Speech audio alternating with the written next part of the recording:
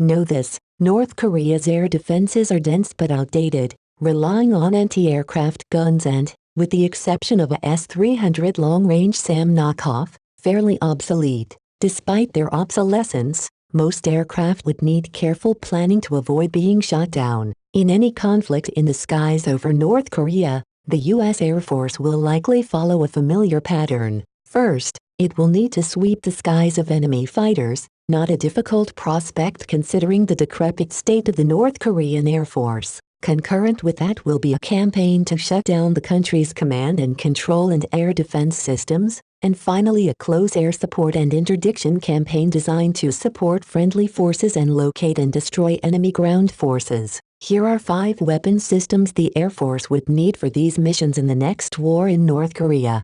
B-2 Spirit Bomber. North Korea's air defenses are dense but outdated, relying on anti-aircraft guns and, with the exception of a S-300 long-range SAM knockoff, fairly obsolete. Despite their obsolescence, most aircraft would need careful planning to avoid being shot down. The B-2 Spirit Bomber, being stealthy, would have relatively little to fear from North Korean defenses. The B-2's combination of stealth, payload, and range would make it one of the first weapons to be used early in a war scenario. Chasing down the DPRK leadership. Uncertainty over where the leadership may try to hide could necessitate flying over large swathes of the country, and a stealthy bomber could also prevent neighboring countries from giving Pyongyang advance warning of their approach. One arrow in the B-2's quiver that makes it particularly relevant is the Massive Ordnance Penetrator, or MOP. The 20-foot-long, 30,000-pound bomb can reportedly penetrate up to 60 feet of concrete or 200 feet of earth,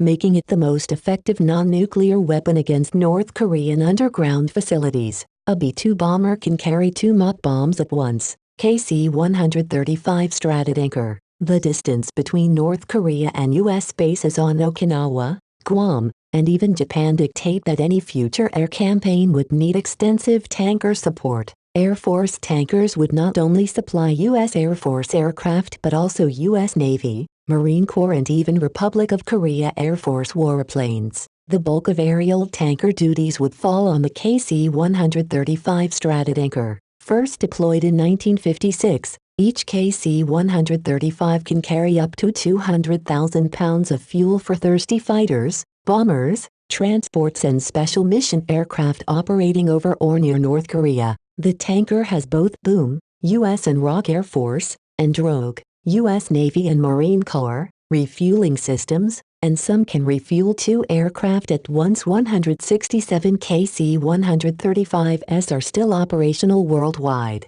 C-130J Hercules. North Korea will be a difficult country to get into, and one of the first things Allied forces on the ground would do is begin securing North Korean airports and military airfields to bring in supplies and reinforcements. These facilities could sustain destruction in a war that might prevent most aircraft from using them until Air Force Red Horse engineering units arrive to repair the damage. The C-130J Hercules' ability to conduct relatively short takeoffs and landings, as well as operate from unimproved surfaces such as hard-packed dirt and gravel, make it an excellent candidate for operating from airstrips near the front lines. In production for more than half a century, the latest J version can carry up to 18 tons of cargo. Alternately, the C-130J can carry 128 combat troops, 92 paratroopers, or up to 74 liters in the Aero Evacuation Medical Role. F-16C Fighting Falcon. A second Korean conflict would require a multi-role fighter capable of close air support and interdiction tasks. The nature of the North Korean air defense threat, largely comprised of outdated fighters and air defenses, means a 5th-generation fighter is useful but not essential to prosecuting the war in the air. A 4th-generation fighter capable of quickly switching from air-to-air to air-to-ground roles in the same mission, downing MiG-29s one moment and dropping bombs on hardened artillery sites the next, is perfectly up to the task. The workhorse fighter of a second Korean conflict will be the Fighting Falcon. Nearly 100 US F-16s are based in South Korea and Japan, including 2 squadrons of Wild Weasels tasked with suppression of enemy air defenses, said Air Force F-16s will carry sniper targeting pods paired with JDAMs and laser-guided bombs to deliver precision ordnance on ground targets. AGM-88 harm anti-radiation missiles to target North Korean radars, and AIM-9X Sidewinder and AMRAAM missiles for air-to-air engagements. RQ-4 Global Hawk, a key USAF requirement for Korean War II, is a high-altitude,